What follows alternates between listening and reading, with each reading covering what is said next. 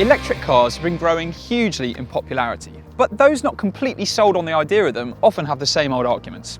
They say that the range isn't long enough between charges, that they're far too expensive, and that they don't look like regular cars. Well, this is the new fully electric Kia e-Niro, and it could completely change the face of the electric car market. We're going to tell you exactly what it's like and just how far it will actually go in the real world on a full charge. But before we do any of that, don't forget that if you want to buy a Kia e-Niro or any other new car for that matter, then head to whatcar.com and go to the new car buying section to see how much money we could save you. The Niro is available as a hybrid and plug-in hybrid, but this e-Niro is fully electric. That means there's no petrol engine that goes with it as well. So it's a rival to cheaper but smaller batteried electric cars like the Nissan Leaf and Volkswagen e-Golf, as well as the Hyundai Kona electric. And actually, the Hyundai and this Kia share many of the same key components, like the 201 brake horsepower electric motor and 64 kilowatt-hour lithium-ion battery. That helps the e-Niro cover 0 to 62 miles per hour in 7.8 seconds, which is quicker than what the Leaf and the e-Golf can manage. And it does feel properly swift. Once you're on the move, it builds speed almost as quickly as a Ford Fiesta ST. And because it's an electric car, you don't have to wait for the revs to rise before maximum power is delivered. Simply tread on the accelerator and the car immediately surges forwards. But we would say it's worth being a little bit delicate with your right foot when pulling away from junctions, because actually it's very easy for the wheels to spin, even in the drive. But it's pretty comfortable by electric car standards, whether that's around town or on the motorway. You're jostled about less than you are in a Kona electric, although an e-Golf offers an even smoother ride. As for handling, electric cars don't usually corner as sweetly as petrol and diesel equivalents because of the heavy batteries they have to carry around, and it's no different in the e-Niro. A Seat Ateca, for example, is much more agile, but the Kia still changes direction keenly enough. The steering doesn't give a particularly good connection with the front wheels, but it's nicely weighted and precise. Because there's no engine chugging away under the bonnet, the only sound you get when you're accelerating is the whine of the electric motor. And at low speeds, all you can hear is the space-age sounding synthesized hum to warn pedestrians of the e-Niro's presence. There is a bit more wind and road noise in here than you get in an e-Golf, although it is quieter than a Kona electric. But with electric cars, it isn't just about how quick they are or how great they are to drive. A lot of it comes down to how far you can travel between charges. So in official government tests, the Kia e-Niro managed 282 miles from a full charge. But in our real range tests, which you can read more about by clicking on the link in the top right corner, we managed to get 253 miles in real-world driving conditions. That is an incredible result. And for some context, that matches what the much more expensive Jaguar I-Pace managed, and goes even further than what you'd be able to do in a Tesla Model S. As for cars in this price bracket, well, it'll be able to do around double what you can get from an e-Golf and a Leaf. Plus, it's only a few miles less than what you'd be able to manage in the slightly lighter Kona electric. As for charging it, you can use a Type 2 cable from a regular 7 kilowatt home charging point, and this takes around 9 hours and 50 minutes to recharge to full from empty. If you want to use a domestic 3-pin charging lead, that will take 3 times as long. But for rapid charging, you'll need to find a CCS charging point, and although they're a bit rarer at the minute, there are still well over 1,000 of these dotted around the UK. From one of those, it will give you a 0 to 80% charge in around 75 minutes, which is good, if not quite as quick as a Tesla supercharger. But what's the e-Niro like inside? Now, there's not much visual pizzazz in the e-Niro's interior, but it is at least made of some decent squishy materials, but it's not all good news because these plastic covers down here do feel particularly flimsy. But still, in this price range, it's only really the Volkswagen e-Golf and the BMW i3 that feel a bit better inside than the e-Niro. And actually in here, it feels a cut above the Kona electric and the Leaf. Overall, you get a better driving position in the e-Niro than those two cars as well.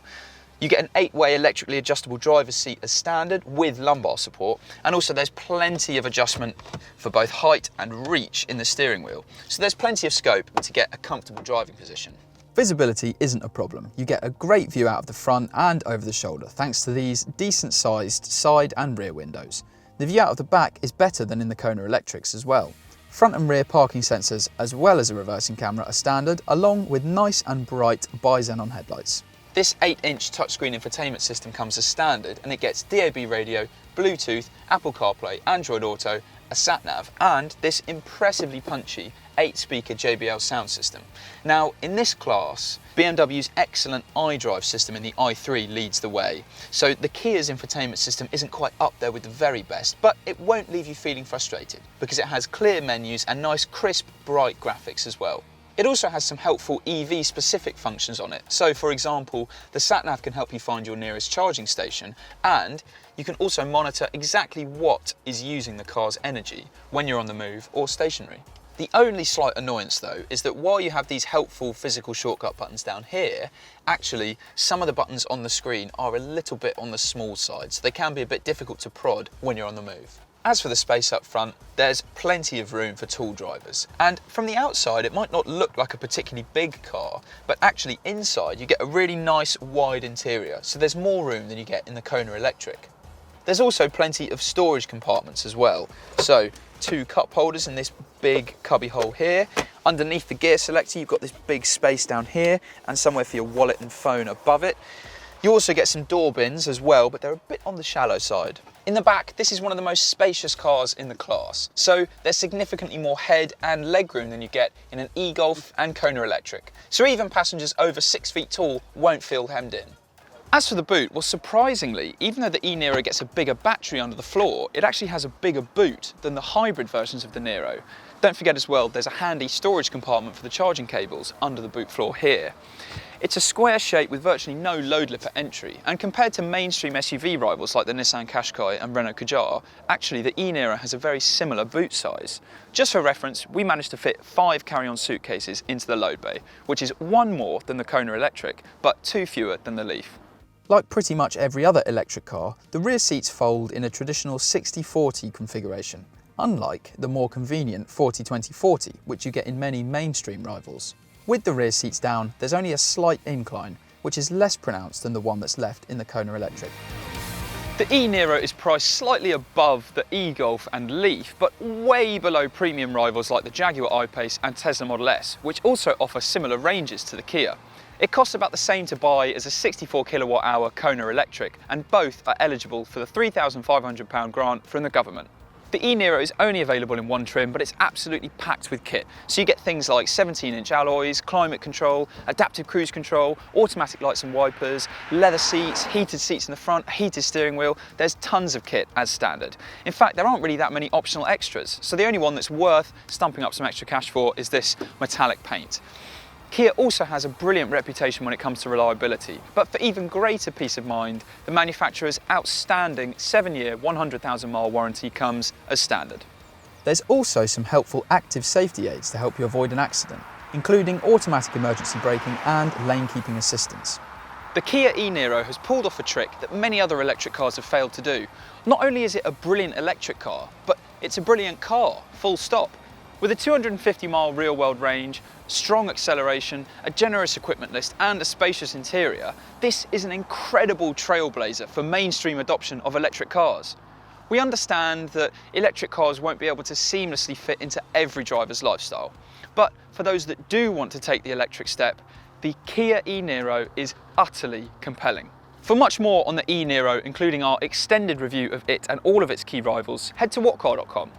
And don't forget that you can buy your next car with Whatcar, and hopefully we can help you save a lot of money in the process. When you're on whatcar.com, go to the new car buying section to find out more. But before you do any of that, click subscribe to keep up to speed with the latest new car video reviews.